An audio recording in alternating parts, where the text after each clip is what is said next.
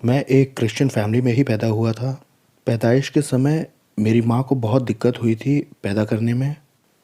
उस प्रोसेस में मेरी ऑप्टिकल नर्व जो थी वो डैमेज हो गई थी, जिसकी वजह से मेरी आँखों में दिक्कत हो गई।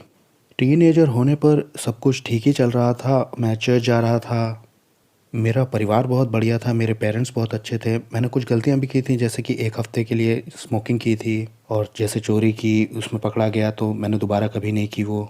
मैंने कुछ भी बहुत सीरियस नहीं किया था, ना कोई बहुत नुकसान पहुंचाया था। और जब हम यहाँ यूनाइटेड स्टेट्स में आए तो मैं 13 साल का था, और जब यहाँ मैंने स्कूल जाना शुरू किया तो मैं इंग्लिश नहीं बोलता था। धीरे धीरे मेरी आत्मा में इनसिक्योरिटीज़ ने जन्म लेना शुरू कर दिया, और ये मेरे ऐसे दिखने की वजह से था जिसने मेरे पूरी ज़िंदगी पे कब्ज़ा कर लिया। मैंने ऐसा माइंडसेट और एटीट्यूड बनाना शुरू कर दिया कि मैं कुछ नहीं हूँ और मेरे जीवन का कोई अर्थ नहीं है, और ये कि मैं लोगों के ऊपर बोझ हूँ और दुनिया मेरे बिना बहुत ही अच्छी जगह होगी।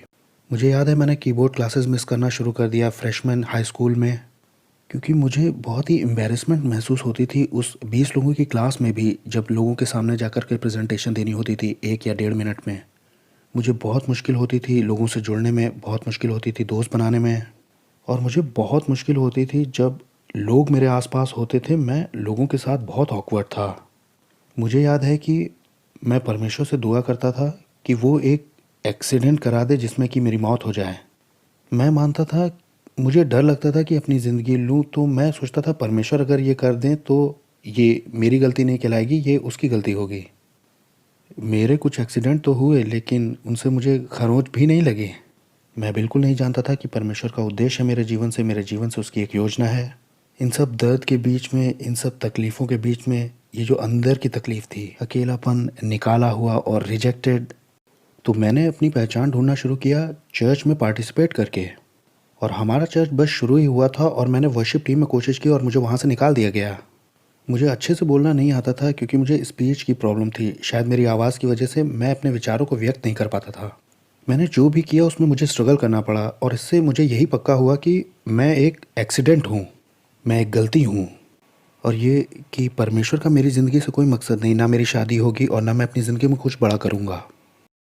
और इन दुखों में मैं अपने आप को बंद कर लेता था कमरे में और मैं परमेश्वर के सामने रोता था। और मैं रोता इसलिए नहीं था कि परमेश्वर मुझे बदले, मैं अपसेट था, मैं हर्ट था, मैं शिकायत करता था। और जब मैंने परमेश्वर के साथ ये समय बिताना शुरू किया तो मैं हाई स्कूल में था, हाई स्कूल पास कर गया था, और मैं स्कूल के बाद आकर के प्रार्थना करता और शिकायत करता, गुस्साता, और परमेश्वर की उपस्थिति आती थी उस कमरे में। गॉड्स प्रेजेंस को भी मैं महसूस कर सकता था अपने दुखों, परेशानियों, तकलीफ़ों में।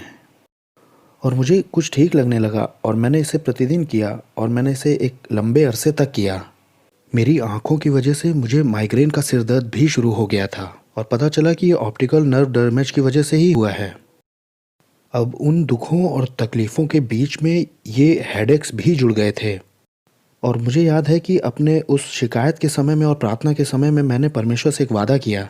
मैंने कहा, गॉड, अगर आप ये वाला एहसास हटा देते हैं कि मैं किसी लायक नहीं हूँ, और ये इनसिक्योरिटी की फीलिंग और ये हेडेक अगर हटा देते हैं, तो मैं वादा करता हूँ कि मैं आपके पीछे पूरी ज़िंदगी चलूँगा।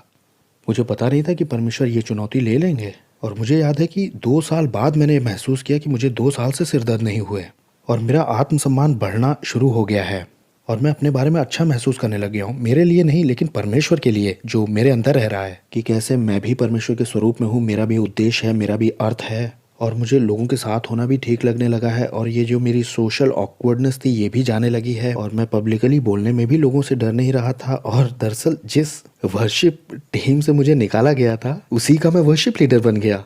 यही किसने सोचा था। और चीज़ें बदलना शुरू हुई, चीज़ें दरअसल बहुत बढ़िया हो गई, और स्कूल में भी मेरे ग्रेड्स अच्छे आने लगे, और मैं बहुत एक्साइटेड हो गया अपने भविष्य के लिए जो कि अब बनना शुरू हो गया था। और अब मैं फुल टाइम मिनिस्ट्री में जाना नहीं चाहता था। मैं नहीं चाहता था कि मैं प्रभु को अपनी ज़िंदगी दूँ उस तरीके से जैसे मैंने प्रॉमिस किया था। अब जब भी मैं चर्च जाता तो मुझे वो टूटे हुए रिकॉर्ड की तरह सुनाई देता कि लॉर्ड, आप मेरी ये इनसिक्योरिटीज़ हटाइए, मेरे सिर दर्द को हटाइए, और मैं अपनी ज़िंदगी आपको दूंगा।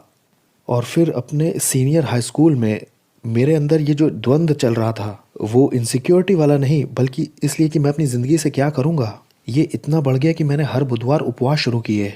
और एक समय उसी उपवास के समय में मैं उस समय स्कूल भी नहीं जाता था। अपने सीनियर हाई स्कूल में हर वेंसडे मैं प्रार्थना में समय बिताता और मैं परमेश्वर से पूछता आपकी मेरी ज़िंदगी से क्या मर्ज़ी है, जबकि मुझे पता था उसकी मर्ज़ी क्या है। लेकिन मैं वो करना नहीं चाहता था, मैं डरा हुआ था, क्योंकि मुझे लगता था अगर मैं मिनिस्ट्री में जाऊँगा तो मैं गरीब रह जाऊँगा और मेरी लाइफ़ वैसी नहीं होगी, वैसी भरी-पूरी नहीं होगी।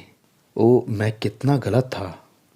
और एक दिन मैंने पूरा सरेंडर कर दिया। मैंने कहा परमेश्वर, मेरी ज़िंदगी अब आपकी है। अगर आप चाहते हैं कि मैं आपके लिए चाइना जाऊँ और वहाँ आपके लिए मरूँ, तो भी ये बढ़िया होगा उस इनसिक्योरिटी से, उस हेडेक से और उस हेल में जिसमें मैं रह रहा था उससे।